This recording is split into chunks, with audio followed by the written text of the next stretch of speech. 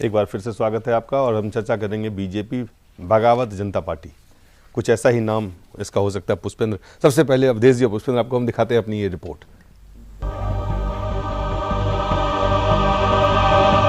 BJP में अंतरकलह की खबर एक बार फिर खुलकर सामने आ गई है। राजस्थान बीजेपी में वर्चस्व की लड़ाई की धमक दिल्ली में भी सुनाई पड़ी। राजस्थान में वसुंधरा राजे और उन्हीं की सरकार के गृह मंत्री रह चुके गुलाब चंद कटवारिया आमने सामने हैं। दरअसल कटवारिया एक यात्रा अशोक गहलोत सरकार के खिलाफ निकालना चाह रहे थे और इसकी इजाजत भी उन्होंने बीजेपी अध्यक्ष नितिन गडकरी से ले ली थी, लेकिन वसुंधरा ने कटवारिया की यात्रा के खिलाफ बिगुल फूंक दिया और कहा यात्रा नहीं रुकी तो वो पार्टी छोड़ देंगी।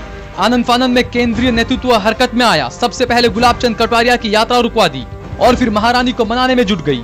वहीं महारानी ने भी संकेत दिए कि घर का मसला है, सुलझ जाएगा, लेकिन जानकार मान रहे हैं ये लड़ाई 1.5 साल बाद होने वाले विधानसभा चुनाव में मुख्यमंत्री पद का उम्मीदवार होने की है।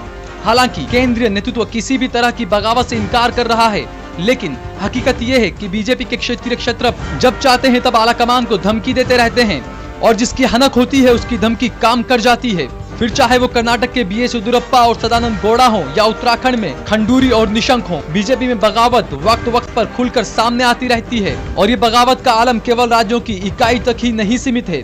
पार्टी के केंद्रीय नेताओं में भी खींचतान देखने को मिलती रहती है। जैसे गुजरात के मुख्यमंत्री नरेंद्र मोदी और बीजेपी अध्यक्ष नितिन गडकरी के पिछले 1 साल से ज्यादा का वक्त हो गया है और उन्होंने एक दूसरे से मुलाकात तक नहीं की। ये खबर सुर्खियों में भी छाई है और पार्टी नेता इस मसले पर बोलने को तैयार नहीं। वैसे बीजेपी केंद्रीय नेतृत्व में झगड़ा हाल ही में जब राज्यसभा टिकट बांटे गए तब भी देखने को मिला था, जब SS आहलूवालिया का टिकट पहले काट दिया गया था या फिर नरेंद्र मोदी का यूपी विधानसभा में प्रचार के लिए न जाना हो। इन सब वाक्यों को देखकर यही लगता है कि बीजेपी भारतीय जनता पार्टी ना बनकर बगावत जनता पार्टी बनती जा रही है। Bureau report, Jain news. Awadhesh ji, पहले आपसे जानना चाहेंगे। नहीं, बगावत तो बहुत बड़ा शब्द है, वो तो फिर बागी होने के लिए अंदर जितनी ईमानदारी, संकल्प शक्ति, अच्छा, बगावत जो पॉजिटिव आप उसको देख रहे हैं, वो जो बलिदान, आत्म बलिदान का भाव है, उसके लिए बगावत शब्द का प्रयोग होता है। ये बगावत नहीं है। ये तो इसलिए बगावत वसुंधरा राजे की या येदियुरप्पा की या जो निशंक की या मोदी साहब, ये सब इतने हैसियत वाले नहीं हैं, इनके अंदर इतनी विचार और व्यवहार, लेकिन कोई संकल्प पार्टी के अध्यक्ष ने, लेकिन आप पार्टी के अध्यक्ष ने एक यात्रा के लिए स्वीकृति दे दी और पार्टी के दूसरे नेता हैं, अपने ही पार्टी वहां कांग्रेस के खिलाफ मोर्चा खोलने जाने वाले लोगों को रोक के अपनी ही पार्टी के नेता अगर इस तरह का आचार हो, विचार हो, व्यवहार हो, और जब पार्टी उनको बुलाए कि आप दिल्ली आइए तो कि हम दिल्ली नहीं आते हैं, इसका क्या मतलब? इसका मतलब वही है ना कि मुगल काल में औरंगजेब के बाद जो है,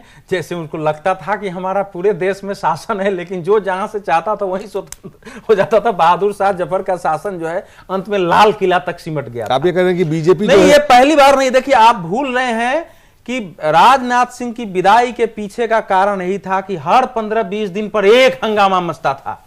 अंत में जब सारे नेता सोचे कि चलो भाग के यहां से ना वो शिमला में कहीं ठंडी जगह में बैठ के विचार करें कि पार्टी को कैसा बनाया जाए, तो पार्टी के वरिष्ठतम नेता जसवंत सिंह ने फिर एक जिन्ना की किताब ला दी कि भाई बंटवारा के लिए जिन्ना नहीं, ये तो पटेल जिम्मेवार थे, और हंगामा मच गया, पूरी खटाई पड़ गई और वहीं से राजनाथ सिंह को इनको रोकना पड़ा कि आप कार्यक्रम में आइए नहीं, और पार्टी से जो है सस्पेंड कर देना पड़ा। तो बड़ी कठिन समय में बेचारे गडकरी जी आए थे, लेकिन गडकरी जी जब आए ना तो तब थोड़ी सी शांति दिखने लगी थी, लेकिन अंदर ही अंदर तो था ही। पार्टी जो 2004 से पार्टी की जो परंपरा एक विक्षोभ विद्रोह की है वो लगातार बनी है, क्योंकि पार्टी ने उनको उनमें परिवर्तन के सुधार के लिए कोई काम नहीं किया। मैं बार बार आपके चैनल से भी बोल चुका हूं, लिखता भी हूं और भारतीय जनता पार्टी के नेताओं के सामने भी बोलता हूं कि आरएसएस ने इसी से विक्षुब्ध होकर के जब प्रांत प्रचारकों ने 2005 की सूरत बैठक में विद्रोह किया था, तो इस समय के जो सर संचालक है उस समय सर कारवा थे, और 2 जो भाजपा के प्रभारी थे मदन दास देवी जी, और अब इस समय जो भाजपा के प्रभारी हैं सुरेश सोनी, आए थे अटल बिहारी वाजपेयी, आडवाणी और दोनों के पास, और बाहर मीडिया के सामने बयान दिया था कि हम इसलिए आए हैं कि हम चाहते हैं कि भारतीय जनता पार्टी में विचार, व्यवहार और पीढ़ी बदल हो।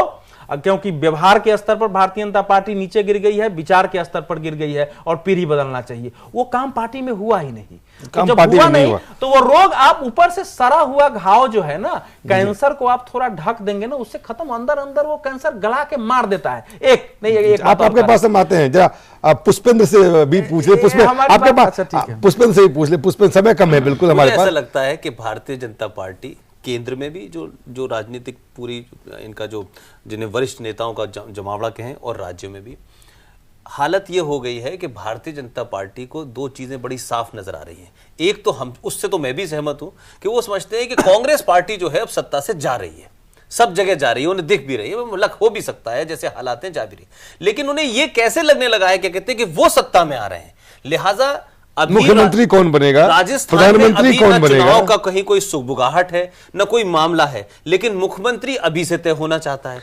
उम्मीदवार तय भी हो, वही पार्टी संगठन में वही मैं कह रहा हूं कि ये तमाम सारी चीजें। एक और बड़ी बात यह है कि एक तरफ गडकरी साहब कुशवाहा को लाने आते हैं उत्तर प्रदेश के चुनाव से पहले, केंद्रीय नेतृत्व में जो स्टैब्लिश नेता है उन्होंने कहा साहब ये गलत है। तो ये जो विरोधाभास, मुझे ऐसा लग रहा है कि जो कांग्रेस, जो भारतीय जनता पार्टी विरोध में है, उनकी स्थिति ये है कि उनको लगता है कि अब सत्ता तो है नहीं उनके पास, तो विपक्ष में भी वो कुछ ना कुछ खबरों में लाने के लिए वो अपने ही घर जलाने पे तुल जाते हैं। कुछ नहीं, आज यही नहीं, देखिए बहुत नहीं, मैं बात ये कहना चाहता हूं, देखिए घर जलाने की बात ये है कि इस वक्त भारतीय जनता पार्टी के पास समय है ना, भारतीय जनता पार्टी के पास, भारतीय जनता पार्टी के पास इस समय सत्ताधारी पार्टी, चाहे इस राज्यों में हो, केंद्र में हो, इतने मुद्दे वो रोज देती है कांग्रेस इनको कि लीजिए आप हमें यहां घेरिए, आज हमें यहां घेरिए, लेकिन ये उस पे नहीं घेरते, हम खुद घेरने के लिए तैयार हैं। कहां फंस गए भाई? गुलाम अली का गजल याद करो ना, गुलाम अली ने कहा है ना कि हाल न पूछो उदास चेहरे का,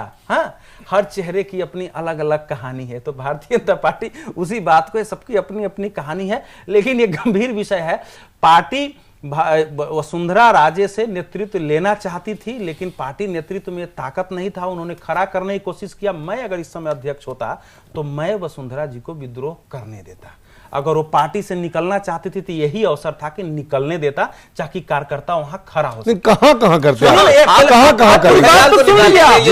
नहीं पड़ेगा। अगर आप नहीं करोगे ना तो येदियुरप्पा को क्यों नहीं निकाला, केजरीवाल को क्यों नहीं निकाला? बात तो सुनो ना आप, वही अर्जुन मुंडा मुख्यमंत्री बने हुए हैं, चुनाव हार गए, हमारे मुंह से बात। मैं कह रहा हूं नरेंद्र मोदी को आप हटाएंगे, नहीं, वो बात नहीं करते, यूपी नहीं गए, वो क्या करेंगे, क्यों गिरते हैं? आप झुकते इसलिए है ना कि आपको भी पार्टी के बजाय पार्टी चलाना है आपको। नहीं, पार्टी नहीं चलाना है, पार्टी के वोट की चिंता। अगर पार्टी चलाना हो तब तो एक आध चुनाव में भले सीट ना आए, लेकिन इन सबसे मुक्ति पा करके और नए सिरे से कार्यकर्ता और नया नेता खड़ा करने की कोशिश होती, वो काम किया नहीं गया। तो भय मैं होता तो इस समय येदियुरप्पा का और वसुंधरा राजे दोनों का केस बिल्कुल अलग है, दोनों को एक साथ। नरेंद्र मोदी का भी केस अलग है, नरेंद्र मोदी का केस अर्जुन मुंडा का भी केस अलग है, केस तो सारे अलग ही अलग होंगे, केस तो अलग होंगे। सवाल है कि जड़ कहाँ है, जड़ कहाँ है, जड़ कहाँ है, किससे मुक्ति चाहते हैं आप?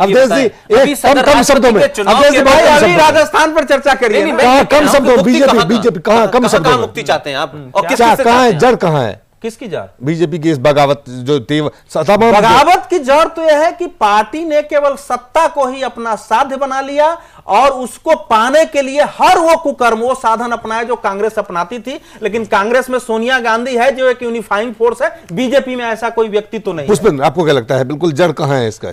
केंद्रीय नेतृत्व में बैठे हुए लोगों के इशारे पे, चाहे वो गुजरात का मामला हो, चाहे वो उत्तर प्रदेश का मामला हो, चाहे उत्तराखंड का मामला हो, लोगों के तार मिले हुए हैं, लोग अपने अपनी गोटियां खेलते हैं, अपने अपने लोगों, व्यक्तिवाद हावी हो गया है हर जगह, हर संगठन में व्यक्तिवाद को जब साध्य मानेंगे तो व्यक्ति तो हावी और जो आदमी ज्यादा ताकतवर है उसके सामने केंद्रीय नेतृत्व दबता है। आज पूरे केंद्रीय नेतृत्व में हिम्मत नहीं है कि मोदी से कोई बात ये कह सके कि मोदी ने ये बात गलत कही है या गलत कर रहे हो। पहले चर्चा कर चुके हैं कि गुजरात में भारतीय जनता पार्टी नहीं है, मोदी पार्टी है। वहां तो भाजपा के सारे नेता और पुराने कार्यकर्ता कहीं दिखाई देते हैं।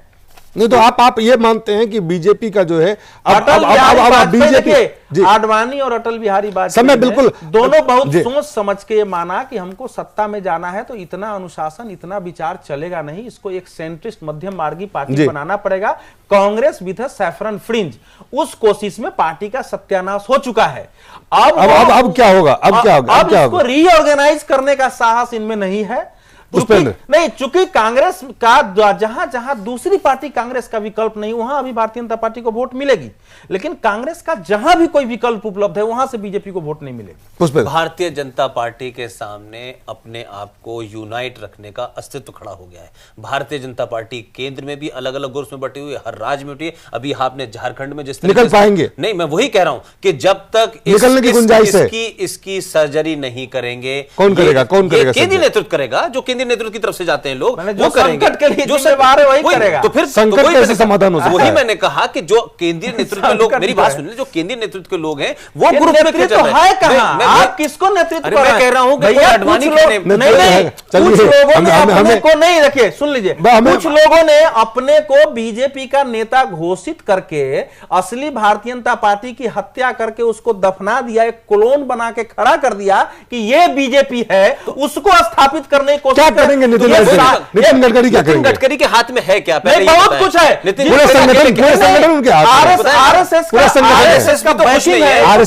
आरएसएस तो कटारिया साहब के साथ है। आरएसएस तो मध्य राजस्थान में कटारिया साहब के साथ खड़ी हुई थी। तो क्या कोई पिस्तौल दे दें और साहस नहीं हो तो एक कोई गुंजाइश है? बात क्रेडिबिलिटी की है। जो इनकी स्पाइरल ऑर्गेनाइजेशन थी आरएसएस, उसके अंदर भी अलग अलग मामला हैं जिसकी वजह से पुरुषार्थ चाहिए ना, पुरुषार्थ चाहिए ना। एटम बम हो और सामने हम मिसाइल लिए हुए हैं और साहस नहीं होगा तो एक चाकू बला के मार के चलिए। चलिए, आपको अवधेश जी बहुत बहुत धन्यवाद, पुष्पेंद्र बहुत बहुत धन्यवाद, और आप सब लोगों का बहुत बहुत धन्यवाद।